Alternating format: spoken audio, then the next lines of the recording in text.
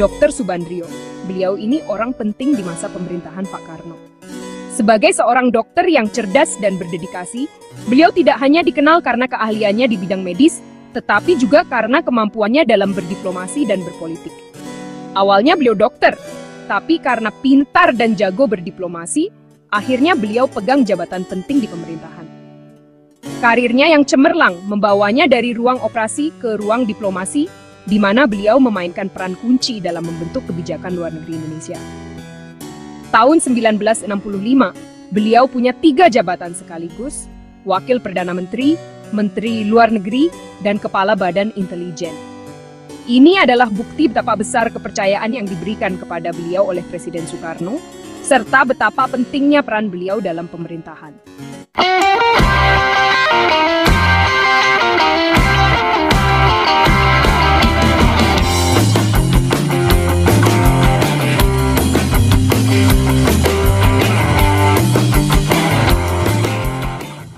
Jabatan-jabatan ini bikin beliau jadi orang penting di politik Indonesia, tahu semua seluk-beluk kekuasaan dan gejolak yang lagi terjadi. Beliau terlibat dalam berbagai keputusan penting yang mempengaruhi arah negara, dan seringkali menjadi mediator dalam situasi yang penuh ketegangan.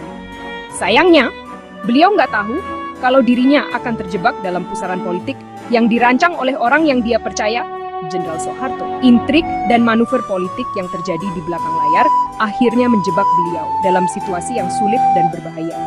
Kisah Pak Subandrio ini tragis, jadi pengingat bagaimana nasib seseorang bisa berubah drastis di dunia politik yang kejam. Dari seorang yang dihormati dan berpengaruh, beliau harus menghadapi kenyataan pahit sebagai korban dari permainan kekuasaan yang tidak adil. Beliau orang yang sangat setia sama visi Pak Karno tentang Indonesia yang merdeka. Beliau juga kritis sama negara-negara barat dan jadi perancang utama politik luar negeri Indonesia yang netral. Kesetiaan dan idealismenya membuat beliau sering kali berbenturan dengan kepentingan negara-negara besar. Tapi kesetiaan beliau sama Pak Karno dan cita-citanya malah bikin beliau jatuh. Kesetiaan ini yang akhirnya membuat beliau menjadi target dari mereka yang ingin mengambil alih kekuasaan dan mengubah arah politik Indonesia. Peristiwa tahun 1965, titik balik sejarah Indonesia. Jadi awal mula beliau terpuruk dari negarawan yang dihormati jadi tahanan politik, dikambing hitamkan atas kudeta yang sama sekali nggak beliau lakukan. Peristiwa ini tidak hanya mengubah hidup beliau, tetapi juga mengubah arah sejarah Indonesia secara keseluruhan. Beliau menjadi simbol dari bagaimana politik bisa begitu kejam dan tidak adil, serta bagaimana kesetiaan dan idealisme bisa menjadi pedang bermata dua dalam dunia yang penuh intrik dan kekuasaan. Currently, the video is 462 words long. Malam tanggal 30 September tahun 1965 di Jakarta. Awalnya biasa-biasa aja. Jalanan sepi, orang-orang pulang ke rumah masing-masing setelah seharian beraktivitas. Tidak ada yang menyangka bahwa malam itu akan menjadi awal dari salah satu peristiwa paling kelam dalam sejarah Indonesia.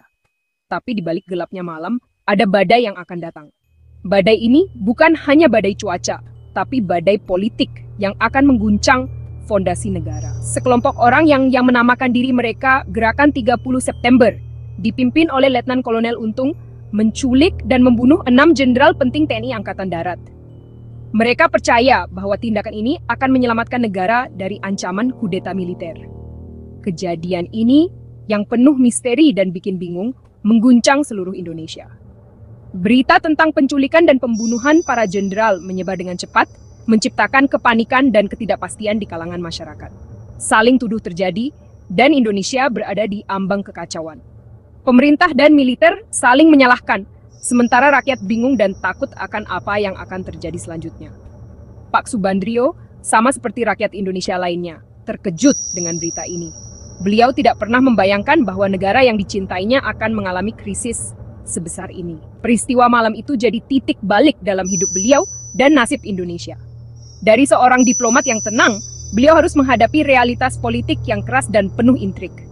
Dari posisinya, beliau punya pandangan yang unik untuk menyaksikan drama politik yang terjadi, perebutan kekuasaan, dan ambisi kejam yang membentuk tahun-tahun berikutnya. Beliau melihat bagaimana kekuasaan bisa merubah orang dan bagaimana ambisi bisa menghancurkan segalanya. Kesaksian beliau tentang peristiwa tersebut, meskipun dibantah oleh sebagian orang, memberikan gambaran mengerikan tentang intrik-intrik politik dan harga yang harus dibayar oleh manusia akibat pergolakan politik. Beliau menceritakan bagaimana malam itu menjadi awal dari serangkaian peristiwa yang mengubah Indonesia selamanya. Dari kudeta yang gagal, hingga pembantaian massal yang terjadi setelahnya, semuanya menjadi bagian dari sejarah kelam yang tidak akan pernah dilupakan. Di masa tuanya, Pak Subandrio tetap bersikeras bahwa beliau tidak bersalah, meskipun banyak yang menuduhnya terlibat dalam peristiwa kelam tahun 1965. Beliau bilang kalau dirinya hanya korban keadaan, terjebak dalam pusaran politik yang tidak bisa ia kendalikan. Menurutnya, ia dijadikan kambing hitam yang mudah untuk ambisi Pak Harto, yang saat itu sedang berusaha mengukuhkan kekuasaannya. Beliau menunjukkan kejanggalan-kejanggalan dalam cerita versi resmi yang menurutnya penuh dengan lubang dan ketidakakuratan.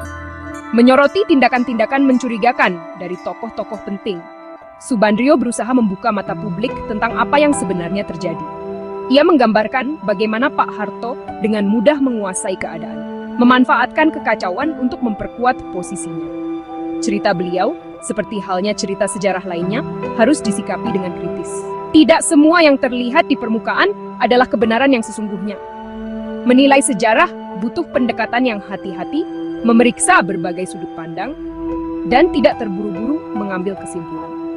Kemauan untuk menghadapi kenyataan pahit adalah kunci untuk memahami peristiwa masa lalu dengan lebih baik.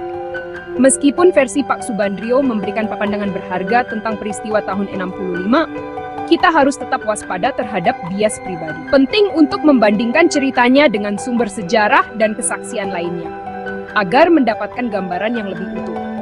Seiring berjalannya waktu, ingatan bisa berubah, dan apa yang dulu dianggap sebagai kebenaran bisa saja mengalami distorsi. Pandangan pribadi bisa memengaruhi persepsi, dan ini berlaku untuk semua pihak yang terlibat dalam sejarah. Namun, cerita Pak Subandrio, meskipun hanya satu bagian dari teka-teki besar, tetap jadi bagian penting untuk memahami kompleksitas kudeta tahun 65 dan akibatnya. Dengan memahami berbagai sudut pandang, termasuk versi Subandrio, kita bisa lebih bijak dalam menilai peristiwa sejarah yang penuh dengan intrik dan konflik. Diskusi dan debat di kalangan sejarawan terus berlangsung, mencoba merangkai potongan-potongan informasi yang tersebar. Dalam persidangannya, Subandrio berulang kali menegaskan bahwa ia tidak bersalah dan bahwa ia hanya menjalankan tugasnya sebagai pejabat negara. Reaksi publik terhadap pernyataan Subandrio beragam. Ada yang percaya dan ada yang meragukan. Di masa tuanya, Subandrio sering merenung tentang hidupnya dan peristiwa tahun 65, mencoba mencari makna di balik semua yang terjadi. Penelitian terhadap dokumen-dokumen sejarah dan arsip terus dilakukan untuk mencari kebenaran yang mungkin tersembunyi di balik lapisan-lapisan waktu. Di tahun-tahun terakhirnya, Subandrio hidup dengan tenang, jauh dari sorotan publik, namun bayang-bayang masa lalunya tetap menghantui.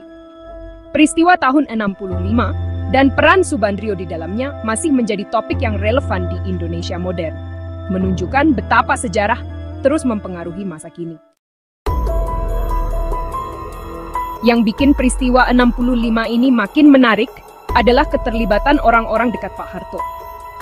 Sosok seperti Yoga Sugama dan Ali Muertopo, orang kuat di lingkaran dalam Pak Harto, terlibat langsung dalam kejadian sebelum dan sesudah kudeta. Tindakan mereka, yang seringkali dirahasiakan dan didorong oleh ambisi pribadi, menimbulkan pertanyaan serius tentang kebenaran kudeta dan peran Pak Harto di dalamnya. Orang-orang ini didorong oleh kepentingan dan kesetiaan mereka sendiri, bergerak di balik layar, memanipulasi kejadian untuk keuntungan mereka.